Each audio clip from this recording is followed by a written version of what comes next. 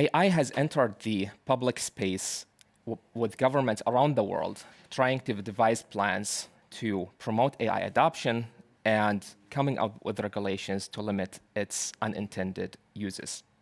In the next segment, Thomas Jarzombek, Commissioner for the Digital Industries and Startups at the Federal Ministry of Economic Affairs and Energy, will discuss how Germany plans to unlock AI's potential while at the same time limit its risks. The discussion will be moderated by Susanne Diemel. She is a board member at Bitkom. Susanne?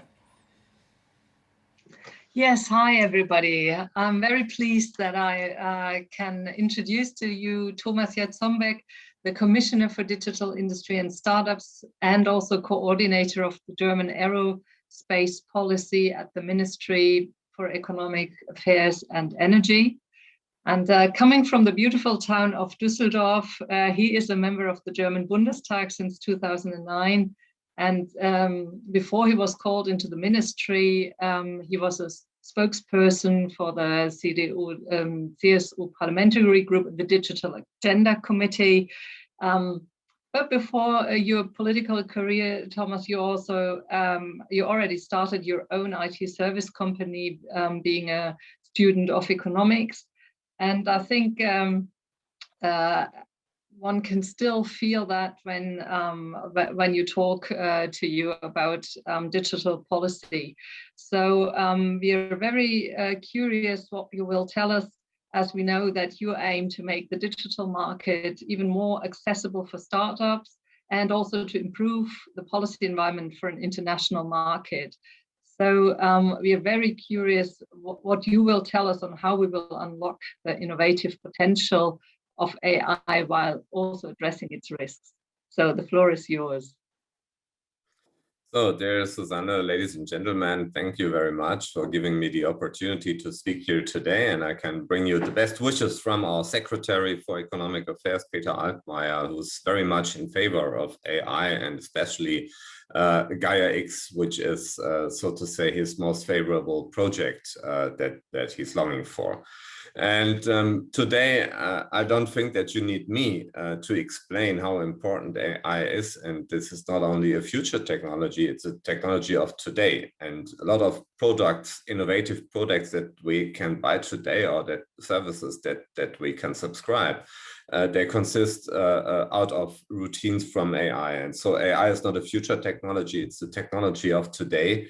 And I think it's absolutely mission critical technology, specifically when we look at the industry and cross-industry applications. And so it's our aim to encourage companies and specifically the industry to use AI and to use even more AI.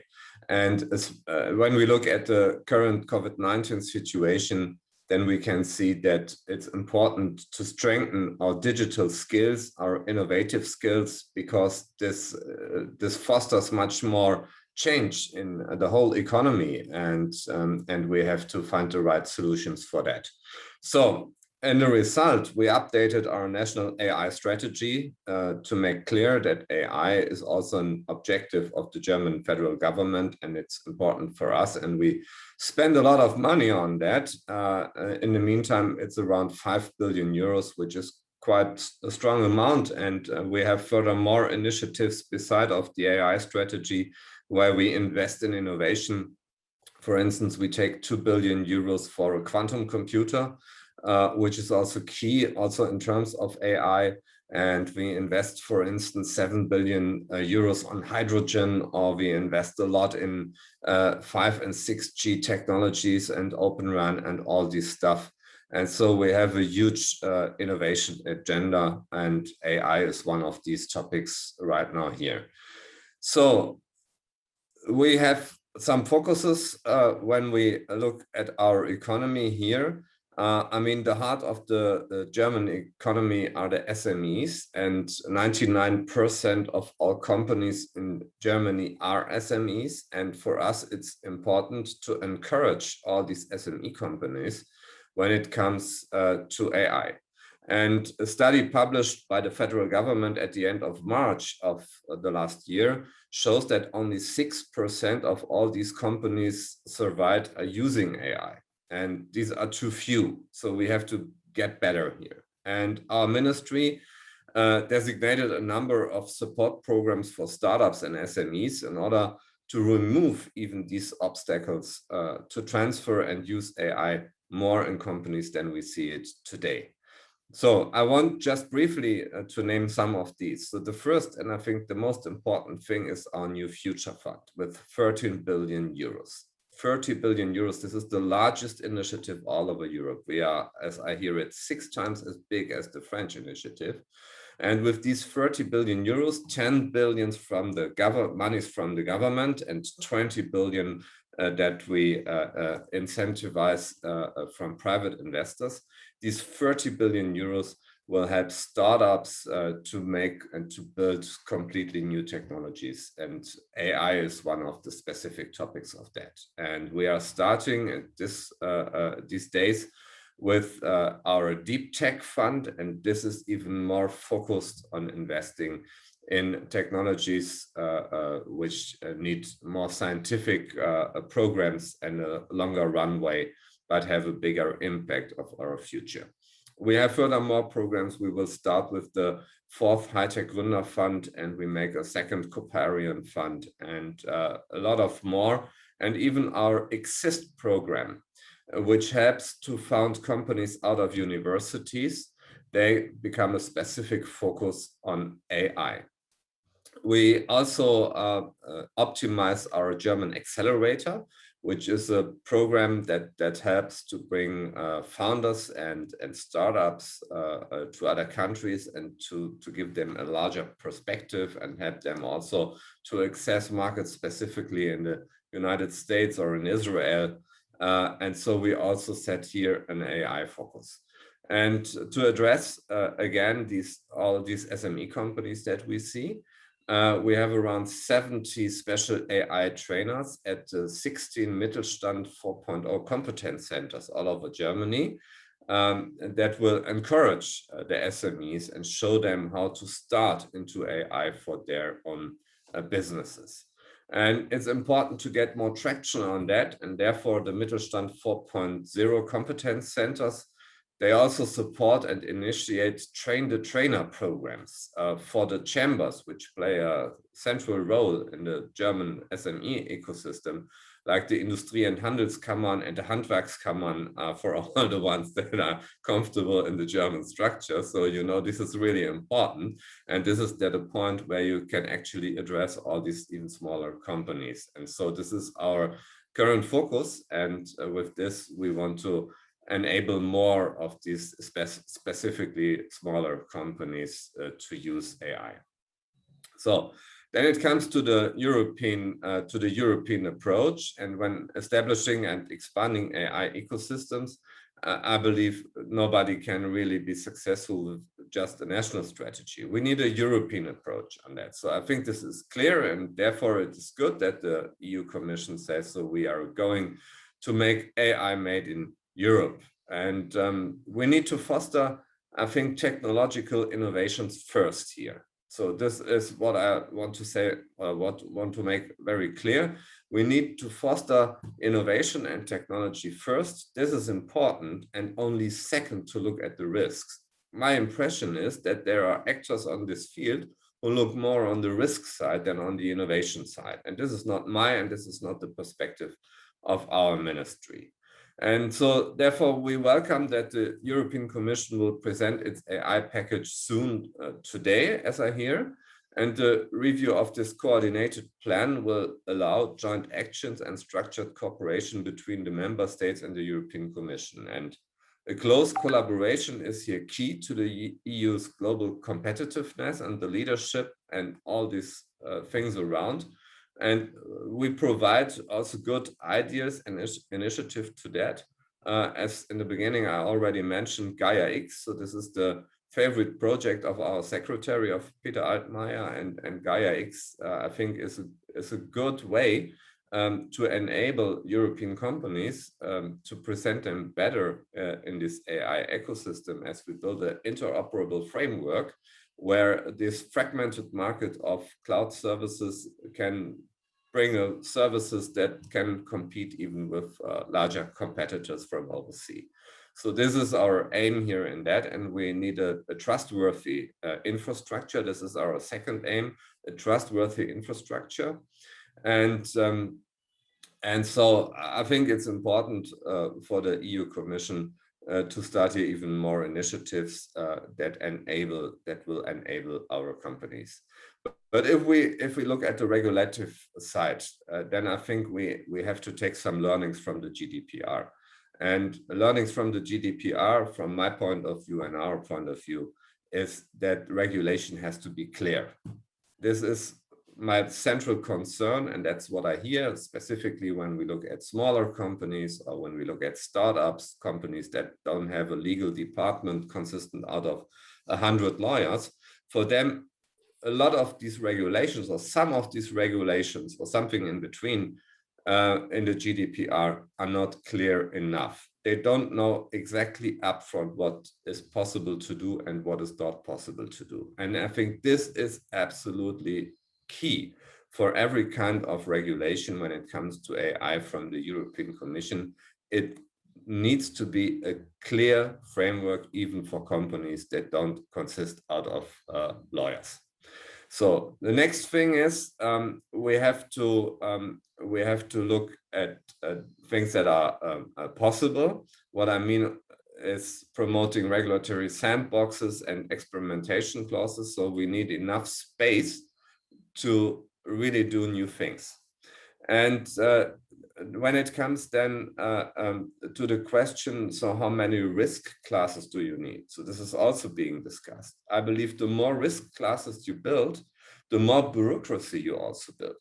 And we have to really carefully look at this question, because in the end, if there are 5 risk classes, I from my experience, I don't believe that in the end, 50% of all the cases will be without any kind of bureaucracy on the lowest level. I think everything will be a 20% share. And so in the end, there could be some burdens coming up for our companies. And I think this is something that will not help innovation. And therefore, we need an easy framework on that. And I would say important is that we don't have any kind of over-regulation on that. And that comes also to the question, do we need a specific law for AI, or do we need to adapt current laws on AI? And our point of view is we have to do the second thing. If we build a completely new AI regulation, this will automatically lead to a lot of new ideas of regulation. And as I'm a fan of new ideas, I'm not a fan of new ideas for regulation, because this will make everything more complex and more bureaucracy and more documentation obligations and all these things. And therefore, the right way would be to look at every single law that we have today and to adapt it to all the new challenges when it comes to AI. And I think we have it in our hands to build a regulation and an innovation scheme to foster AI in Europe. And this is where we want to go up front. And that's what I'm planning for here today. And now I'm looking forward to Q&A. Thank you. That was already some clear thoughts on how we should prioritize regulation and the support or the support of innovation with support programs. So when you said what we need when it comes to regulation is a clarity of rules, a simple framework, so to speak, and also not really an AI specific framework, but rather amend the sector specific regulation. When I look at what we're expecting today, the thoughts of the EU Commission, I think that involves also a horizontal AI regulation approach. So have you any thoughts on that? I think it's kind of a mixture. It says well, we first redefine what falls under AI and also high risk applications, but then the conformity assessments and all the requirements basically should be combined with the regulation that exists in different sectors already. So that's what I understood so far. What do you think about that? Yeah, so we have to look what really will come from the Commission, and then we have to analyze that. But what I said, I think, was clear. So I believe we need a minimum approach here when it comes to regulation, and I don't think that we are only confronted with any kind of risks. Yeah, I mean, if you look at war robots or something like this, it's obvious that they have a big risk. Yeah, but on the other side, if you're looking at very simple day-to-day use things, we cannot make such a complex regulation. And in the end, you have developers that will develop AI routines for cloud services, for instance, and they want that these routines can be used everywhere. And for smaller developers, it's absolutely impossible to make complex documentations and other things. And so we have to keep that in mind when we will consult all these ideas from the Commission. Well, I agree that there is, I think there is a considerable risk of creating red tape for when we try to regulate things too much into detail and take all the precautions we can think about. You said your house holds that view that we should have a clear and simple rules and reduce to the essential parts. Is that that view shared by the other ministries within the German government? So as I have a full day today, and so I was unable to listen to Hubertus Heil. I guess everybody in this audience was able to do that, and so maybe you can build your own opinion. I cannot speak for the other ministries, yeah, but in a lot of different fields, we have their strong battles also with the Ministry of Justice or the Ministry for Work. Because they have a lot of ideas on regulating things, and sometimes it's a kind of over-regulation. And so therefore, please support us in fighting for a clear and simple regulation ideas. So maybe to a bit more favorable subject, the Gaia-X project and the European project of creating common data spaces in different sectors. Do you think this project, like Gaia-X laying or creating a trustworthy infrastructure, cloud infrastructure on which we can run actual AI applications, will be a further push for the German economy to actually use AI? Yeah, well, at least we try to achieve that, but there's no guarantee. I have to say that clearly. I mean, look at how investors are making investment decisions. They have a portfolio approach, and they invest in a lot of new ideas and technologies, and in the end, some will succeed and others not. Important from my point of view is to seriously try. And what's the alternative to an idea like Gaia-X? The alternative would be that in the end, most of the European cloud providers would disappear, and in the end, we would be completely dependent by cloud providers from outside of Europe. And I think this would not be the right framework for us, specifically when you look at the United States or other countries, how their national regulations are that government can access every kind of data stored by these companies. So this is a clear danger.